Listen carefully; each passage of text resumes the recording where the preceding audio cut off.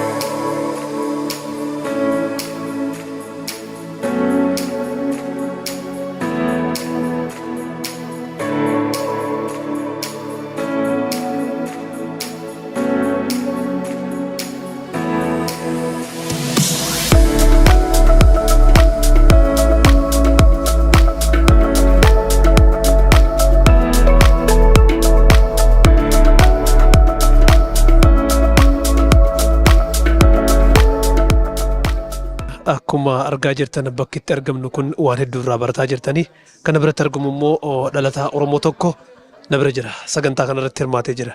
Obbo Yuyyaa maaliif asitti argamtee har'a? Harroonni argameef qabeenya Oromiyaa waan Oromiyaan addunyaa tanaaf gumaachite hedduudha. San keessaa kan addunyaan hundi ganama funyaanii qabattu malee hin deemne buna keenya. Sani buna keenya asitti Noorweejiyaan Center keessatti Oromiyaa xiqqoo keessatti san haala inni itti bunni kun itti argamerraa akkamitti akkatti investii Oromiyaan addunyaatti goote baruudhaaf xiyyaafis hanqaan beekurratti hidhaachuudhaaf asitti argame jechuudha. Waan biraa wanni ati qabattee dhufte jira uummata kana barsiisuudhaaf dhufte? Wanni gaa ummata kana barsiisnu oguu nuti Oromummaadha. Oromummaan tuni karaa hedduudhaan barsiisnaa jechuudha. Guddoon amma wanti itti barsiisuu dandeenyuun tokko irreecha fa'aa barsiisnaa jechuudha. Waan addaa qabnaa jechuudha. Waan Afrikaadhaaf invest goone. Waan namni miliyoonni 3-4 irratti argamu. Waan miliyoonni 5 irratti argamu. Oguu dukkana keessa jiraachuu hin qabnu jechuudha. Nuti ummata ifaatii jechuudha. Gadaafaa barsiisna. Wanni gaariin Minisootaa maqtaanisiitu Oromiyaa xiqqishoodha jechuudha. Galatoomii. Ati illee naa jiraadhu OROMIA11 injifannoo isin qabaachuudhaaf hedduu boonnaa rakkina uummata keenyaa ibsuudhaaf qabeenya keenya ibsuudhaaf badhaadhina keenya ibsuudhaaf waan qabnus addunyaadhaaf gumaachuudhaaf nu jiraadha. Galatoon guyyaa gaarii qabaadhu. Hi, how are you? Hello, thank you. I'm excited to be here. My name is Joseph Grodal and I'm with Norway House. So, can you explain about the programs you guys have today? Yes, so today we have the Oromoo Cultural Evening here at Norway House, which is part this year of the Leif Erikson International Festival. So it's a cooperation between us and the Norwegian church that we share a space with here. So, what is the bottom line? Like, what is the purpose of having Oromos here at your center? So the Leif Erikson Festival is a festival that celebrates all the cultures of the Nordic countries, Norway, Sweden, Finland, Denmark, Iceland, and the Sami people. And this year we wanted to add a community that is not from the Nordic countries but has a history of connections and friendship with the Nordic countries. And so we thought, what better than to start with Oromia? We already have some Oromo friends, including our good friend Robson Itana, so why not start with the Oromo? Thank you so much. I'm going to have you to explain all about those. Then let me talk to Robson first. Robson, akkam fayyaa? Baga nagaan dhuftan. Maali mee wanni uummanni Oromoodhaa asitti hawaasa Noorwee kana wajjin godhaa jiru? Akkuma amma joon jedhee ayyaani waggaa waggaatti Nordic Festival kabaju isaanii as iddoo kanatti bara kana immoo saba Oromoo daballaa jedhanii waliin dubbannee saba Oromoo daballee maaliif sabi Oromoo irra Noorweejii wajjin ol quunnamtii guddaa qaba yeroo baay'eedhaa fi kana duras ol beenna turre amma immoo deebinee firummaa keenya kana jabeessinee aadaa keenya galgala kana galgalarra aadaa keenyas akkasumas immoo nyaata keenya isaanis immoo nyaata isaanii ol beekuu ol barsiisuu waliin nyaachuudha sagantaan irraa gara fuulduraas immoo olii wajjin ejjennee akka olitti deebinee dhufnu abdiin qaba sagantaan irraa akkuma isin jedhe biyya Norway, Sweden, Danish akkasumas Nordic countries warra jedhaman kanatu torban guutuu kabaja festival irra jiru isuma kana unis keessatti qooda fudhachaa jirra waggaa waggaatti keessumaa biraa dabala waan jedhaniif baran ammoo Oromoo dabalanii akkuma amma isin jedhee dheengadda gaafa sanbata guddaallee waa'ee osmoos nasib abbaa gammachiis irratti haasa'amaa ture as cherchi isaanii keessatti kanaafi olitti dhufeenyi keenya baay'ee jabaachaa jira isinis warra miidiyaa isaaniin dubbisaa olijinaasaa jedheen sin gaafadha. Thank you. Hedduu ulfaadhu. Fayyaa ta'e. Would you mind if you start from this one and explain to us what is this all about? So this, as you see, is one panel from an exhibit from an organization called World Without Genocide. So we are a cultural center, a Norwegian cultural center, but we partner with other outside groups to provide space for these exhibits. So they are a partner of ours for the month of October to put on this small exhibit, World Without Genocide. We will also be putting together a program around the exhibit called Norway and Finland Standing Together for Ukraine. So they're trying to be, as Norway House, we try to be focused both on our local neighborhood here and on the issues of the world. Yeah, I really like about the quotes, the word genocide. If you want to say something about it, how the term starts.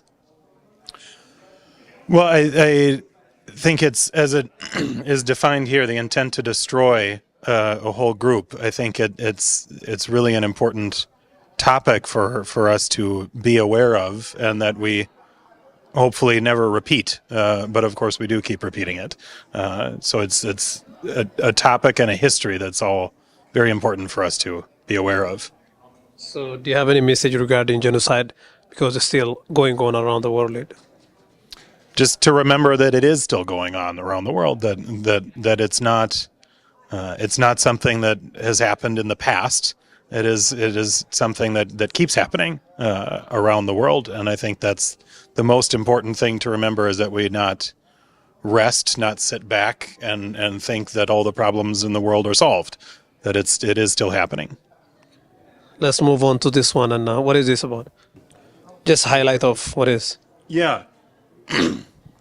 So this is an important panel about the importance of international courts and trials, ways to get justice after genocide. That there needs to be a process to get truth out, to get justice, and it needs to be happening through law and order. Thank you.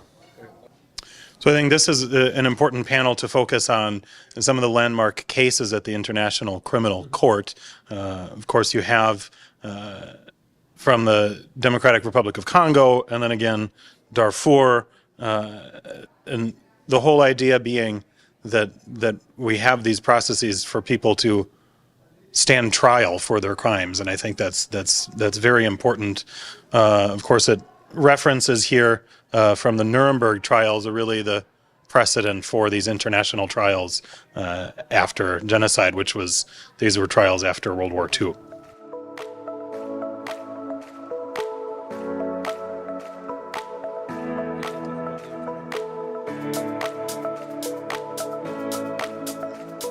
And so we do have a special panel here focusing on what is currently going on in the Ukraine and their challenges. For us as Norwegians, this is an important issue because, of course, both Norway and the United States are members of NATO, the alliance, and Finland, our neighbor, has just joined NATO, and these are important issues. With the invasion of Ukraine by Russia, it's made us more aware of these needs to pay attention, and there is, of course, great crimes going on in Ukraine right now. So what else do you guys have around here, and you want to explain more? Yeah. So What are those? It is about. yes. So here, this is the first room you come to in our new building. We expanded our building just last year. We had the Queen of Norway here to help open this new building in last October. And here you walk into this space and you see a wall of reindeer moss, a nice natural green color on the wall, and you see hanging from the ceiling a replica of a Viking ship. So the Norwegian Vikings, not the football team, but the Norwegian Viking explorers sailed ships much larger than that, but looked like that. And so this was a gift to us by the company Thrivent, and it hangs on our wall and is pointed toward Norway, which is where our ancestors came from at Norway House. We have in this center, we have space for events, both our own events and outside groups to rent for events. We have a meeting room here to the side. We have the Norwegian consulate also present in this building. More offices for ourselves to work in, and we're very pleased to have this new building and share it with the community. Yes. So this one, this wall here. This is a short exhibit for 1 week. Jan Peterson here has painted these, and she will be teaching classes for people on how to paint over this next weekend. We call it wine and painting classes.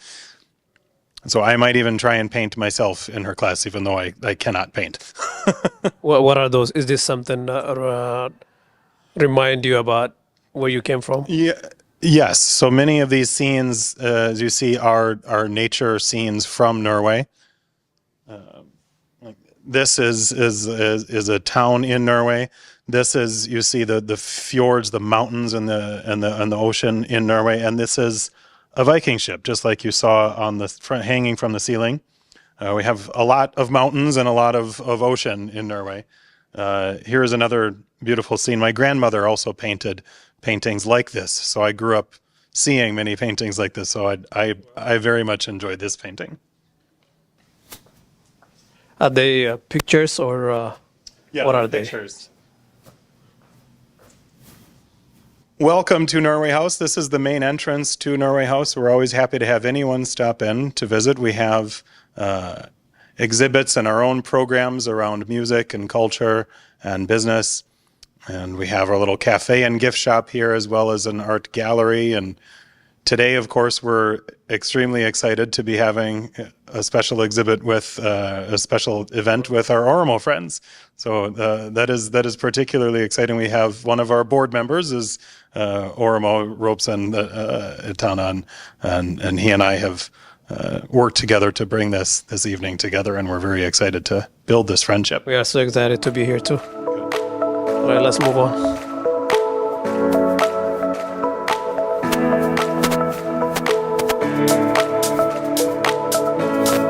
starts here.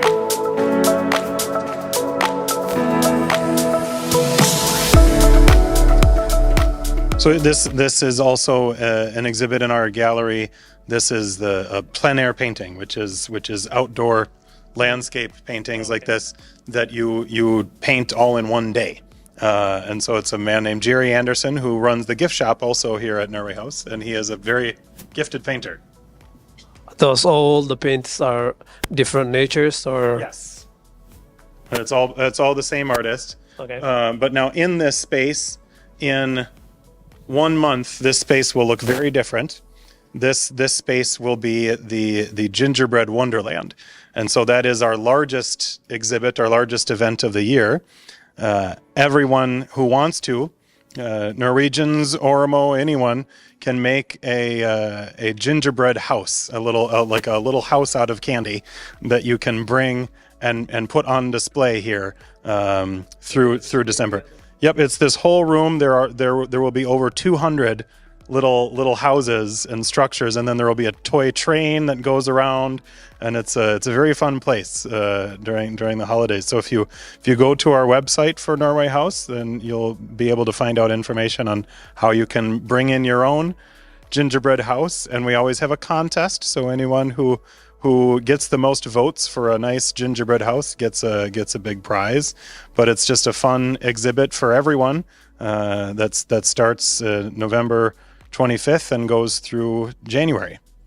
Thank you so much. And I have another question at the end. What is your message for Oromos? Like, what is actually Oromo people get by working with Norwegians here? Well, I think specifically the Oromo community in Minnesota, my hope is in building a relationship with the Norwegian community here in Minnesota, we can learn a lot from each other. So we Norwegians have been immigrants to this part of the world for almost 200 years. So we know the area, and we some of us even remember what it's like to be an immigrant. But especially for building a relationship with the Oromo, you can help remind us, for those of us that have forgotten, what it is like to be an immigrant. And I think these are very important things for all of us to learn from each other. We also, I have to mention that the Peace Prize gets a lot of attention, but the Literature Prize for Nobel was won by a Norwegian author this year. So we were Congratulations. excited. Because Sweden gives all the other Nobel Prizes in science and literature, but Sweden at the time was not very good at peace, so they gave the Peace Prize to Norway. So Norway gives out the Peace Prize, and this year we got the Literature Prize. So Thank you. Congratulations. thank you. And Galatumi, thank you. Hey, Galatom. Our new building here was built with contributions of over 1,000 donors, including Robson Atana's business, Global Translation and Interpreter LLC. So we are very grateful to Robson for his support in helping build this new building. So all these people give over 1,000? No, that over 1,000 different people. We had gifts everywhere from $50 to $3.2 million. So quite a variety, and there I am too. Oh, okay. There's my name. Thank you. Egaa kabajamtoota daawwattoota keenya har'a waan tokko barattan jedhee abdadha. Hawaasni Oromoodhaa gurra isaa akkanaaf kennu wanni barbaadu immoo maqaa as keessatti argaa jirtan kana maqaa namoota kumaa oliitu asirra jira. Maqaan isaanii kan asirra taa'e kunniin ashaaraa isaaniitu as gubbatti hafee jira. Gamoo guddaa argitan kana kan qoonsulaan Noorwee keessatti kireeffatee taa'u kana ka gama sadarkaa mootummaatti iddoo guddaa argatee biyya kanatti ijaarame kana namoota as gubbatti argitan kanatu akka lafa kanarra dhaabbatuu gahee guddaa taphatee jechuudha. Hawaasni keenya yoo walitti dhufe waan xiqqoorraa kaasee hanga guddaatti waa tokko godhuun akka danda'amu harki harkaa walitti yoo dhufe waan guddaa tokko ijaaruu akka danda'u irraa baranna jedhee abdadha. Nama durattis isinii dhiyeessee ture. Obbo Raabsan harki isaa as keessa jira. Hawaasa kanaa wajjin waa'ee dhimma uummata Oromoo mul'isuudhaaf hojjetaatiin jira. Obbo Raabsan as dhihaadhuuti akkamitti yaadni kun walitti dhufamee ummanni asitti argitu kun mana kana gadhaabuu danda'e waan jedhu nuuf hime. Uummati kun uummata dur maatiin isaanii akkuma Oromoo nama reefu dhufaa jiru dur kan dhufanidha. Isaanis immoo taa'anii ilaalaniitu maa walitti dhufnee Norwegian Society yookiin immoo hawaasa Norway maaliif hin ijaarru jedhaniitu mana kana ijaaruu calqabanii jechaadha. Yeroo mana ijaaruu calqabanii maallaqa isaan lafaa qaban illee baay'ee guddaa hin turre garuu immoo nama qabu waan ta'e namarratti abdatanii jechaadha. Namooti amma asirratti arginu kuni nama gara 1,000 ta'u gara 1,000 kuni $100 amma miliyoonii 3 kan walitti buusantu jira. Kanaafi yeroo hundumaa sabi keenya illee sabi keenya amma reefu dhufna haa ta'uyyuu malee immoo karaa hundumaayyuu milkoofne jirra yoo walitti dhufnee akka kana jabaanne qindoofne tokkummaa yoo qabaanne unis gamoo kana fakkaatu ijaaruu dandeenya. Mootummaan illee utuu hin barbaadin nu barbaada jechaadha waan akkas yeroo qabaannu. Har'a kun kaawunsileetiin Noorweejii as kana keessa jira dhimma keenya himachuu barbaanne isaanitti mannaa anillee kana keessatti qooda fudhadhee warra mana kana ijaaran keessaa tokko akkasumallee boordii isaanii keessa jira. Boordii Noorwee haawusii keessa warra mana kana ijaaru keessa ani tokko jechuun ko boordii keessa jira. Kanaafi onis walitti dhufne tokko taanee walitti qindoomne mana kana caalullee ijaaruu dandeenya jechaadha. Kanaafi akka kanatti tokko akka taanu abdiin qaba. OROMIA11 iddoo kanatti ergamtanii dhuftanii wanta kana arguu keessanii fi uummata keenya barsiisuudhaaf illee akka dandeessanii fi anis abdiin qaba. Fayyaa ta'a. Hedduu galatoome raabsan.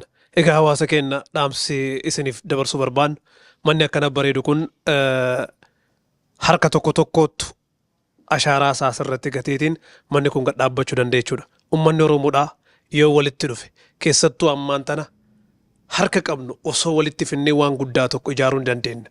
Biyya Oromaa keessatti namni faffaca'ee jiraatu humna dhaba. Gaafa walitti dhufne immoo harceen wal gargaartee arba hiite akkuma jedhan san wal gargaarree waan tokko gad dhaabuu dandeenya. Gaafa kana humnas qabaannaa biyyas gargaaruu dandeenya. Namni miila ofiitiin dhaabbachuu hin dandeenye ofiifis daaqaadha. Biyyaafis gatiin qabu waan taateef asii gadaa dhaabbannu biyyas ijaaruu dandeenya waan taateef hojii manaa hawaasa keenyaa haa ta'uun dhaamsa keenya har'aati. Ammas keessa deemnee waan tokko isin biraan geenya. Egaa kabajamtoota daawwattoota OROMIA11 wanni biraa wanni as keessaa barannu immoo waa'ee haqa uummata Oromooti. Haqni uummata Oromoodhaa waggaa 150 ol saamamaa, ajjeefamaa, jenoosaaydiin garaagaraa duguggaan sanyiidhaa irratti godhamaa ture jennee seenaadhaan haasofna. Garuu gaafa alagaa bira geenyu kitaabaan qofa waan barraa yookiin kitaabni seenaa sunuyyuu kan namni lammaffaa yookiin sadaffaa barreesse. Yeroo amma as dhihoo as seenaan keenya barraahuu jalqabe haga uummanni Oromoodhaa ofii barreeffachuu jalqabe as achi dura wanni ture uummanni Oromoodhaa saamamee ture. Barruu keessatti haa taatu dhugaan isaa himamuu keessatti. Wanti asirratti argitan kun ajjeechaa biyyoota garaagaraatitti godhamu. Lafa kaa'amee bara isaatii wajjin akka ragaatti jechuudha. Gama kanatti eenyuun akka ajjeese International Criminal Courts warri manneen murtii idil addunyaatitti dhihaatanii bara akkanaa nama akkanaa jenoosaayidii akkanaa kan raawwate iddoo akkanaatitti duguggaan sanyii akkanaa daawwatee jira ebaluun raawwate waan hawaasni dhufeetiin irraa barachuu danda'u akka seenaatti waan addunyaatti agarsiisuu dandeenyu jechuudha. Dhimma Oromoorraa waa'een goota Oromoodhaa haasa'amuu danda'uudha qaba. Goonni Oromoodhaa ebaluu bara kana kitaabaan dhala karaa salphaadhaan namni keenya akka irraa baratee waa dhaamsa irraa fudhatee deemu osoo hojiin akkanaa hojjetame waan gaarii fakkaata. Waldaawwan hawaasa Oromoo keessatti ta'uu danda'a. Iddoowwan gamoowwan hawaasni Oromoodhaa qabaatu abbootiin qabeenyaatis waan kanatti yaaduu qabanii galmi uummata Oromoo calaqqisiisu immoo jiraachuu qabaa isin hin jenna. Galatooma. Waa'ee namichi duratti isin ibsaa ture. Gama kanaan abaaboon babbareedaan asitti argitan kun gaalarii kana keessa suuraan asitti harkaan kaafamee jiru kunniin biyya isaanii agarsiisa. Uumama biyya isaanii keessa jiru magaalaan isaanii dachiin isaanii maal akka fakkaattu meeshaawwan aadaa biyya isaanii keessatti qaban asitti kaa'aniitiin namni mana kana seene waa'ee Noorwee salphamatti hubatee baratee keessaa baa jechuudha. Magaalaa kana keessatti Oromiyaa xiqqoo jedhamtee kan yaamamtu keessatti iddoon ol seenamee waa'een uummata Oromoodhaa hawaasni biraa dhufee irraa baratee deemu waan jiruun fakkaatu. Yeroo sagantaadhaaf walitti dhufuutiin ala namni waan kenna laalee suuraan uummata Oromoodhaa agarsiisu aadaan uummata Oromoodhaa calaqqisiisu hin jiru waan taateef hujii manaa guddaatu nu eeggata. Hawaasa keenyaaf hujiin manaa kun itti haa yaadamu, itti haa hojjetamuun dhaamsa keenya. Creating some events to explore the friendship between Norwegians and the Oromo people. And so what we came up with was to join forces with the October festival that the church has, which is the Leif Erikson International Festival. That is a festival that's named after a Norwegian Viking sailor, Leif Erikson, who was the first from Europe to come to North America about 1,000 years ago. And it's celebrated around October 9th, which is the date of 1825, almost 200 years ago, that Norwegians came as immigrants to this country. And so I think this is a great common friendship to have here, because we're all descended from immigrants here in this room, and that's good for us to remember. So we're very excited that Rosa and SFO wanted to work with us to create some programming with the Oromo. We started with an event last Tuesday, and this coming Sunday, Pastor SFO will be preaching in the church service at the church here on the block. But this is the event I was most looking forward to, because there's food and so I just wanted to talk a little bit about the Norwegian dishes we've got to share here. Various members at Norway House have brought in some things to share. So we do have pickled herring, which that's a fish. And then for the desserts, we have some good cookies and brownies, and then krumkake, which is a traditional Norwegian cake, and then almond cake and almond cookies. We like almonds in Norwegian baking. And then serimakaker, another cake, and sandbakel cookies. And then also lefse, which is like a potato tortilla. So it's like injera, but it's made from potatoes. And then over here on the Oromo, and maybe we can let others share what we have to share here. But there is more back in the kitchen, so look forward to sharing with everyone, and also look forward to the dance performance later. Thank you.